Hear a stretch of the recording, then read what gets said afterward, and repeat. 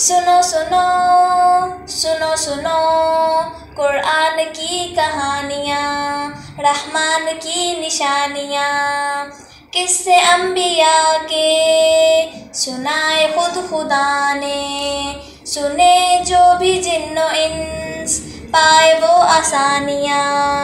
सुनो सुनो सुनो सुनो कुरान की कहानियाँ।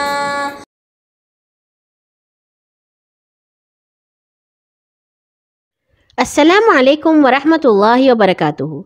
बहुत ही प्यारे हंसते मुस्कुराते साथियों, सिलसिला कुरानी कहानियों में खुशामदीद, जहां आप सुनते हैं रंग बिरंगी पुरानी तारीखी सच्ची कुरानी मज़ेदार कहानियाँ। और कहानी सुनने से पहले जी तमाम काम मुकम्मल कर लेते हैं अच्छे तरीक़े से। बड़े प्यारे साथी हैं आप।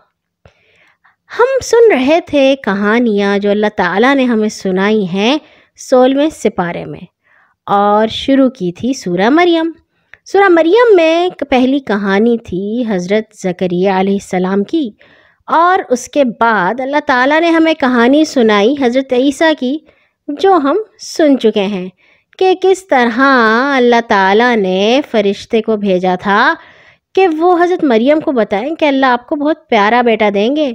और जब हज़रत ईसा पैदा हुए और लोगों ने कहा कि ये बच्चा कहाँ से आ गया जिसके कोई अब्बा जान भी नहीं है, तो हज़रत ईसा छोटे से थे गोद में, और वो बोल पड़े कि मैं अल्लाह ताला का नबी हूँ और अल्लाह ताला ने मुझे इसलिए भेजा है ताकि मैं आप लोगों को अच्छी बातें सुनाऊँ।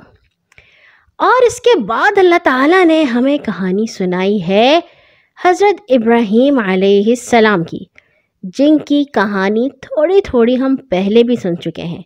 यहाँ पे अल्लाह ने बताया कि किस तरह हज़रत इब्राहीम अलैहिस्सलाम ने अपने अब्बा जान यानी कि आज़र से बात की। सुनते हैं। हज़रत इब्राहीम अलैहिस्सलाम को अल्लाह ने सीधा रास्ता दिखा दिया था। याद है आपको, जब उन्होंने एक बार चाँद को देखा, सितारों को देखा और सूरज को देखा, मगर कहा था कि ये मेरे खुदा नहीं हो सकता। मेरा खुदा तो सबसे ताकतवर है, जो ना कभी डूब सके और ना ही कभी ख़त्म हो सके। अल्लाह ताला ने उन्हें ऐसा इल्म दिया कि वो ठीक बात को पा गए। और जब उन्हें पता चला कि सच क्या है और सच्चा खुदा कौन है, तो ये बात जानने के बाद उन्होंने अपने बाप से भी बातचीत की। उनके बाप बुत बनाते और बेचते थे और उनकी पूजा भी करते थे। एक दिन हज़रत इब्राहीम अलैहिस्सलाम ने अपने बाप से बहुत लंबी बात की, और यही बात हमें अल्लाह ताला ने सुनाई है सूरह मरियम में। उन्होंने कहा, अब्बा जान, आप ऐसे बुतों की पूजा क्यों करते हैं जो ना सुन सकते हैं, ना देख सकते हैं और ना आपके किसी काम आ सकते हैं। अब्बा जान, मुझे अल्लाह ने इल्म दिया है। अगर आप मेरा कहना माने तो मैं आपको सीधा रास्ता बताऊं। ये जो कुछ आप कर रहे हैं सब शैतान का धोखा है। आप शैतान का कहा ना माने। शैतान तो खुद ही भटका हुआ है, अल्लाह ताला की नाफरमानी कर चुका है और अल्लाह ताला ने उससे दूर धुतकार दिया है। अब्बा जान, मुझे डर है कहीं आपको अजाब ना पकड़े। उस वक्त शैतान की दोस्ती कुछ भी काम ना आएगी। शैतान के दोस्त बनेंगे तो शैतान के साथ आग में जलेंगे। हज़रत इब्राहीम अलैहिस्सलाम के बाप ये सारी बातचीत सुनकर बहुत बिगड़े और गुस्सा हुए और बोले, अच्छा तो तू हमारी देवी देवताओं से बिल्कुल फिर गया है। देखो, अगर तुम बाज ना आए तो तुम्हें इतने पत्थर मारूंगा कि याद करोगे। जाओ, निकल जाओ मेरे पास से। हज़रत इब्राहीम अलैहिस्सलाम को अपने बाप की सख्त बातें सुनकर बहुत दुख हुआ। कहने लगे, अच्छा अगर आप मुझे निकालते हैं तो निकाल दें। मैं तो यही कहता हूँ कि अल्लाह आपको सलामत रखे। मेरा रब बड़ा मेहरबान है। मैं उससे आपके लिए दुआ करूँगा कि वो आपके गुनाह माफ़ कर दे और आपको सीधा रास्ता दिखा दे। देखा साथियों, حضرت ابراہیم کتنے اچھے تھے.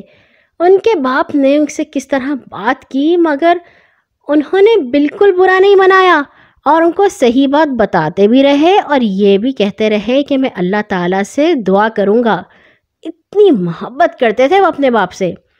حضرت ابراہیم نے ان سے کہا میں آپ کو اور ان دیوی دیوتاؤں کو جن کو آپ پوچھتے ہیں چھوڑنے کے لیے تیار ہوں، لیکن میں آپ سے بہت محبت کرتا ہوں، لیکن یہ نہیں چاہتا کہ میں اپنے رب کو چھوڑ دوں اور اسے نہ پکاروں، کیونکہ سب سے زیادہ محبت میں کرتا ہوں اللہ تعالیٰ سے جس نے مجھے پیدا کیا ہے اور وہ تمام کائنات کا مالک ہے.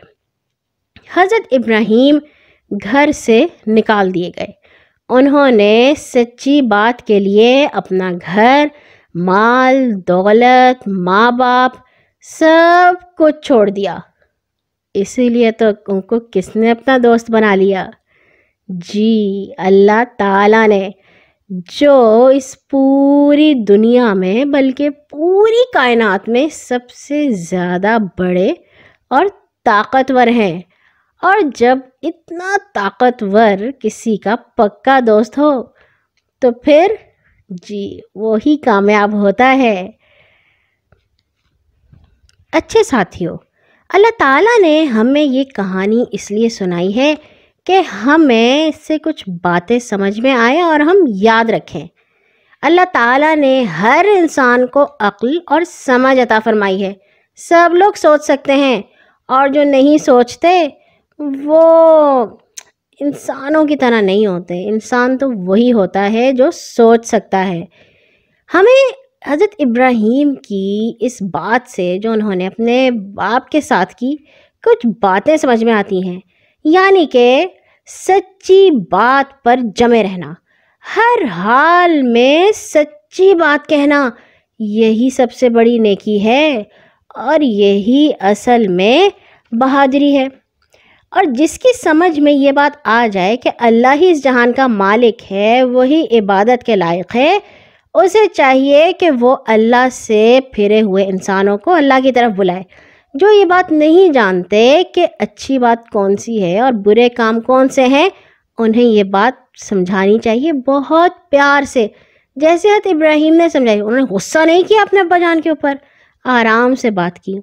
اور اس کام کے لیے ہر قسم کی مصیبتیں جھیلنے کے لیے تیار بھی رہنا چاہیے. اور پھر سب سے اہم بات، بھلائی اور نیکی کی بات اپنے بڑوں سے بھی کہنی چاہیے، لیکن اس طرح کہ ان کی بزرگی اور ان کے ادب کا پورا لحاظ رکھا جائے، بدتمیزی بالکل بھی نہیں. اور اللہ کو خوش کرنے کے لیے ہر ایک کی ناخوشی برداشت کی جا سکتی ہے، اور اللہ کی اطاعت کرنے، اس کے دین کی طرف لوگوں کو بلانے کی خاطر گھر بار وطن سب کچھ چھوڑا جا سکتا ہے. دین کی خاطر کچھ بھی ہو جائے، جان پر بن جائے، مرنے والے ہو جائیں، مگر ایک مومن کسی حال میں دین سے منہ نہیں موڑ سکتا. جان، مال، اولاد، رشتہ دار، ماں باپ سب کچھ اللہ نے دیا ہے. اگر اللہ کی مرضی اور خوشی حاصل کرنے کے لیے یہ سب کچھ لگا دیا جائے تو یہی سب سے بڑی عقل مندی ہے.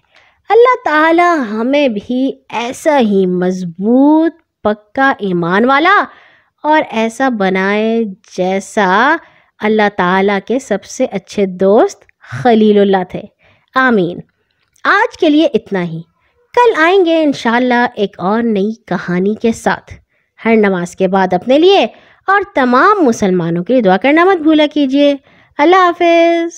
سنو سنو سنو سنو قرآن کی کہانیاں، رحمان کی نشانیاں، رحمان کی نشانیاں.